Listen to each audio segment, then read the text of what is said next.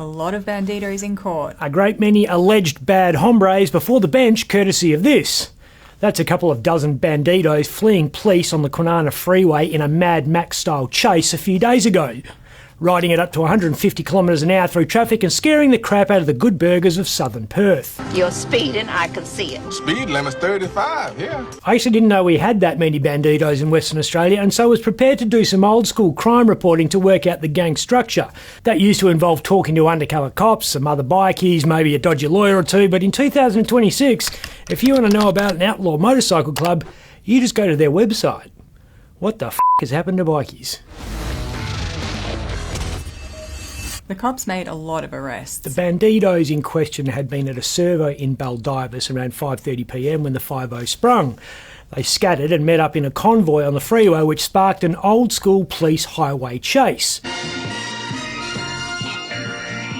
Two bikies allegedly slowed down and weaved side to side to slow traffic and give their mates a chance to get away.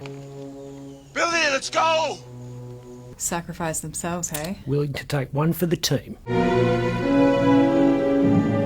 The tactic of vehicular cock-blocking worked to an extent, but wasn't perfect according to police body cam footage. Not sure what the bikie was saying when that image was captured, but I suspect it wasn't "Rats, you got me." Nathan Luke Andrews, Jake Charles Day, Edmund Allen Dorr, Nathan Leslie Wu and Adam James Balcombe appeared in Perth Magistrates Court on Wednesday. They were amongst 18 bandidos pinged for 38 charges relating to the freeway incident. Some bad blood between bandidos and cops. For a few reasons, most recently this. That's former bandido Desmond Lee Kirk firing at cops in January 2024. You don't shoot cops. Even I know that. She did, but Kirk didn't, and as a result, he's in jail. But the main reason cops don't like bandidos is this. The Milperra massacre was Australia's worst ever bikie shooting. In September 1984, the bandidos shaped up to the Comancheros in southwestern Sydney. The rival gang members were at Milperra's Viking Tavern for a swap meet, buying and selling motorcycle parts. Tell him he's dreaming.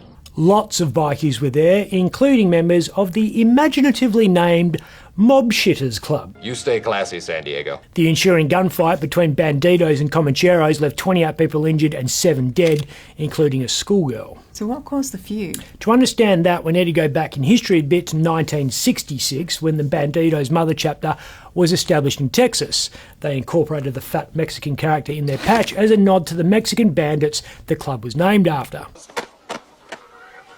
The first international chapter was in Sydney in 1983. That came after some members of the Comanchero gang got the hump with club boss William Jock Ross. Jock was an underworld legend. He founded the gang, named it after a John Wayne Western. You do that again and I'll break every bone in your body. And in early years, toughened new members through brawls with a rival club known as the Knights. Just a flesh wound. The former soldier ran his club like the army, and some members believed life as a commo was too regimented. You will not laugh. You will not cry.